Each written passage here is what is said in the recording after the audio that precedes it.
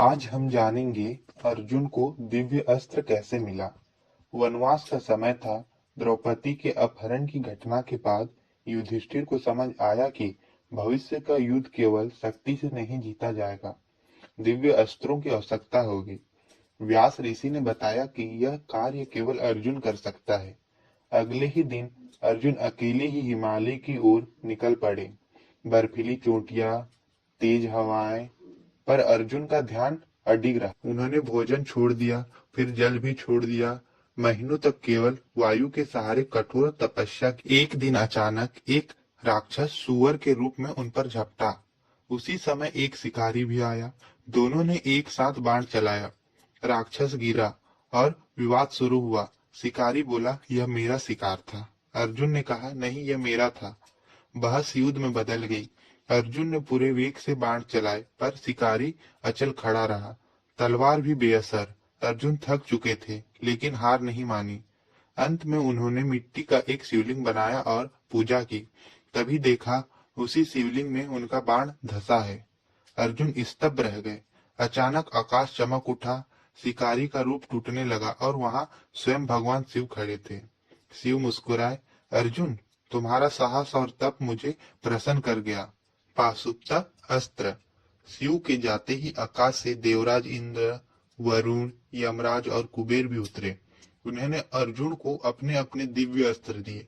इंद्रास्त्र, वरुणास्त्र, यमास्त्र और अद्भुत दिव्य रथ। इंद्र अर्जुन को स्वर्गलोक ले गए, जहां उन्होंने देव विद्या, गंधर्व युद्ध और अद्भुत अस्त्र चलाने की कला सिखाई। कुछ महीने बाद अर्जुन जब लौटे, उनकी आंखों में देव तेज था, तर्कश में दिव्य अस्त्र और मन में एक ही संकल्प था, धर्म की रक्षा के लिए अब कोई मुझे नहीं रोक सकता। आज हम जानेंगे अर्जुन को दिव्य अस्त्र कैसे मिला। वनवास का समय था।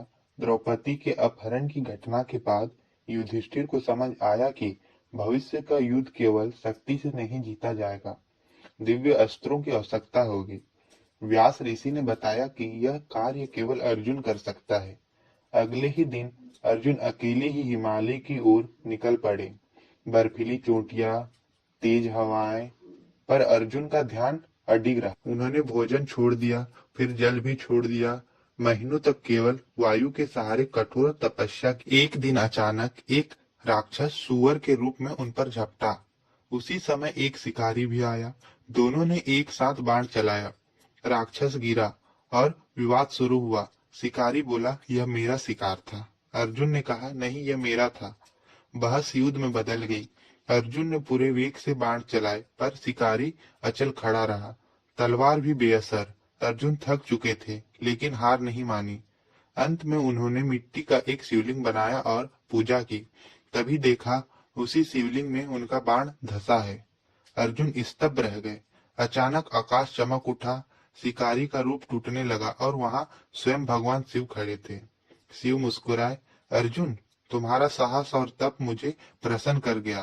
पाशुपता अस्त्र। शिव के जाते ही आकाश से देवराज इंद्र, वरुण, यमराज और कुबेर भी उतरे। उन्होंने अर्जुन को अपने अपने दिव्य अस्त्र दिए। इंद्रास्त्र, वरुणास्त्र, यमास्त्र और अद्भुत दिव्य रथ। इंद्र अर्जुन को स्वर्गलोक ले गए, जहां उन्होंने देव विद्या, गंधर्व युद्ध और अद्भुत अस्त्र चलाने की कला सिखाई। कुछ महीने बाद अर्जुन जब लौटे, उनकी आंखों में देव तेज था, तर्कश में दिव्य अस्त्र और मन में एक ही संकल्प था, धर्म की रक्षा के लिए अब कोई मुझे नहीं रोक सकता।